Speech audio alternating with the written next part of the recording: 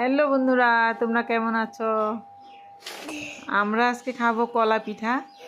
কলা পাতা দিয়ে পিঠা খাবো। তোমরা দেখো আমি কলা পিঠা খাওয়ার জন্য কি কি রেডি করছি। এইদিকে আমি কলা পাতা কেটে নিলাম, আর কলা পাতাগুলো আমি ভালো করে ধুয়ে নিলাম।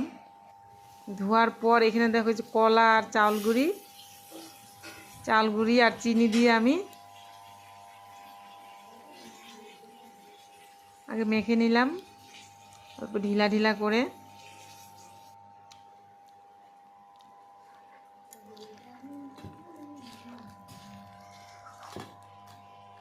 চিনি কলা জাহাজি কলা দুই রকম কলা দিয়ে আমি বানাবো। তারপরে দেখো যে আমি কলা পাতা দিচ্ছি। কলা পাতা দেওয়ার পর আমি আবার ভাজ করে করে নিব।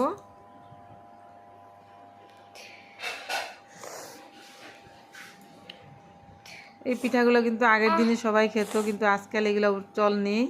আজকাল কেউই খায় না এগুলো পিঠা, কেননা ঝামেলা। আজকাল তো সব কিছু শর্টকাট, আর এই পিঠাগুলো বানানো অনেক ঝামেলা। তার জন্য আজকাল কেউ খায় না, আমরাও খাই না। কিন্তু মনে পড়ে কিছু কিছু খাওয়া, আগের খাওয়া। যাই হোক, তারপরে এক এক করে আমি সবগুলিতে আমি এরকম ভাজ করে নিলাম কলা পাতা দিয়ে দিয়ে। তারপরে দেখো আমি চৌকা জ্বালালাম, জ্বালিয়ে আমি তারপরে তাওয়া বসিয়ে দিয়ে দিলাম পিঠাগুলো। তারপরে যে ঢেকে ঢেকে দেখো, এই যে দেখো আমার একটা পিঠা হয়ে গেল। অ্যাকচুয়ালি আগের দিনের পিঠা হোক, যে কোনো কিছু খাবার হোক, ওগুলোর মধ্যে কোনো ভেজাল নাই।